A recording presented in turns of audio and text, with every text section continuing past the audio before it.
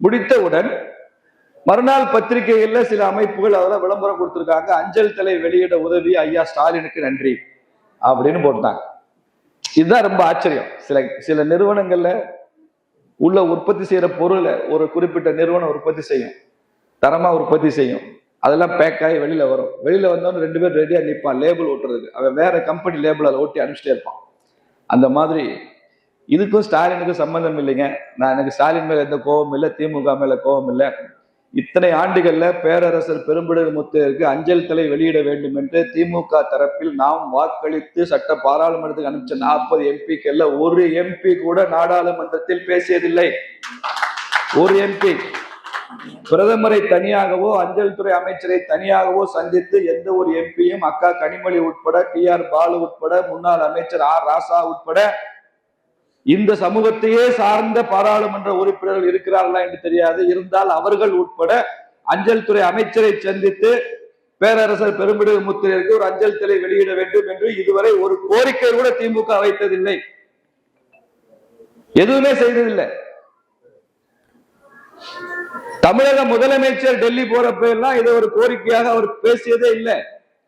கலைஞருக்கு நாணய வெளியிடுவதெல்லாம் குறிப்பாக இருந்தாரே தவிர பெரும்பிடுகு முத்தையருக்கு அஞ்சல் தலை வெளியிடுறதுல திமுக எப்போதும் குறிப்பா இல்லை. அவங்க அப்பாவுக்கு நாணய வெளியிடுறதுல ரொம்ப குறிப்பா இருந்தாரு. அதுக்கு ராஜ்நாத் சிங்கே வரணும்னு சொன்னாங்க. மத்திய பாதுகாப்பு அமைச்சரே அழைத்திருந்தாங்க, ஒரு மூத்த தலைவர் வரணும் அப்படின்னு. ஆனால் பேரரசு பெரும்பிடுகு முத்தையர் ஏன் மௌனமாக காத்திருந்தார்? 1200 ஆண்டுகளுக்கு மேலாக பேரரசர் பெரும்பிடுகு முத்தையர் ஆன்மா ஏன் அமைதியாக இந்த அஞ்சல் தலைக்காக இந்தியாவில் காத்திருந்ததுன்னா, வேறு யார் கையிலும் அஞ்சல் தலை வெளியிடுவதை அவர் விரும்பவில்லை. நரேந்திர மோடி ஆட்சியில வெளியிட வேண்டும் என்பதற்காகத்தான் அவர் காத்திருந்தார். பல பேருடைய ஆன்மா காத்திருக்கும். அவர்கள் யாருக்கு ஆசை அளிக்கிறார்களோ அவர்கள் கையால் அது நடந்தால்தான் அதை ஏற்றுக்கொள்ளும். அதனாலதான் காத்திருந்தாங்க. எதுவும் செய்யாமல் இருந்துவிட்டு இதை இன்னைக்கு மத்திய அரசாங்கம் நரேந்திர மோடி ஐயா அரசாங்கம் செய்கிறது.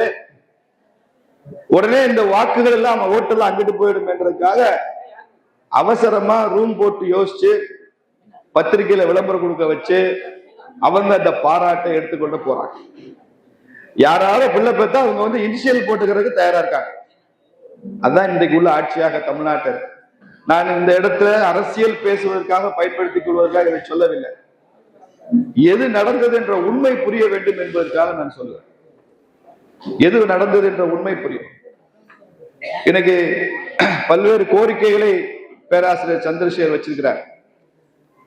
இந்த முத்தையர் அஞ்சல் தலை வெளியிடுவதற்கு எனக்கு 2 விதமான முனைப்புகள் உண்டு, சில காரணங்கள் உண்டு. ஒன்று ஏன் பூர்வீகமா நாங்க இருந்த ஊரு திருமங்கலம் பக்கத்துல எங்க பூர்வீக கிராமத்துக்கு பேரு உங்களுக்கு எல்லாம் தெரிந்த ஊரா இருக்கும், வன்னிவேலம்பட்டின்ற ஊர். அங்கே 2000 குடும்பங்களுக்கு மேல அப்போது எல்லாருமே முத்தையர் சமுதாயத்தை சார்ந்தவங்களும் அந்த ஊருமே. எனது பள்ளிக்கூட நண்பர்கள் நாங்கள் விடுமுறையில போய் எங்க பூர்வீக கிராமத்துக்கு விளையாட போனா, நீச்சல் கத்துக்கிட்டா, சைக்கிள் ஓட்ட கத்துக்கிட்டா, கோவில் திருவிழாக்கள்ல தீப்பந்த சுத்த கத்துக்கிட்டா, எனக்கு கொஞ்சம் கொஞ்சம் சிலம்பம் தெரியும். அந்த சிலம்பம் எனக்கு சொல்லி கொடுத்ததெல்லாம் முத்தையர் ஆசான்கள் தான் எனக்கு சொல்லி கொடுத்தாங்க. அந்த கிராமத்துலதான் நான் இதெல்லாம் கற்றுக்கொண்டேன். அந்த கிராமத்து தெப்பத்துலதான் நீச்சல் அடிக்க கற்றுக்கொண்டேன். சின்ன வயதுல சொல்றேன், 7, 8 வயசு 10 வயசுல. நான் கல்லுப்பட்டியில படிக்கும் போதும் கூட அந்த ஊரும் முத்தையர் அதிகமாக இருக்கிற கிராமம் தான். எனது நண்பர்கள் எல்லாம் இந்த சமுதாயத்தை சார்ந்தவர்கள் தான். சில ஆசிரியர்கள் இந்த சமுதாயத்தை சார்ந்தவர்கள் தான். அதனால இவர்களோட நாங்கள் கலந்து பேசி விளையாடி வளர்ந்து வந்திருக்கிறோம். கிராமத்துல எங்களுக்கு நிலம் இருக்கு, தோட்டம் இருக்கு. அதையெல்லாம் பார்த்து கொண்டதும் அவங்க தான். சொந்த நிலம் போல பார்த்து கொண்டு அதை கண்காணிப்புடன் இருந்து அதை சரி செய்து கொடுத்தவர்களும் அவர்கள் தான். அப்படி ஒரு அற்புதமான ஒரு சமுதாயம். இந்த பேரரசர் பெரும்பிடுகு முத்தையர் அஞ்சல் தலை வெளியிட்டதன் மூலமாக என் குழந்தை பருவத்து நினைவுகளும் எனக்கு நினைவு வந்து இந்த சமுதாயத்திற்கு நான் தனிப்பட்ட முறையில் செய்ய வேண்டிய கடமையாகவும் இதை செய்வேன்.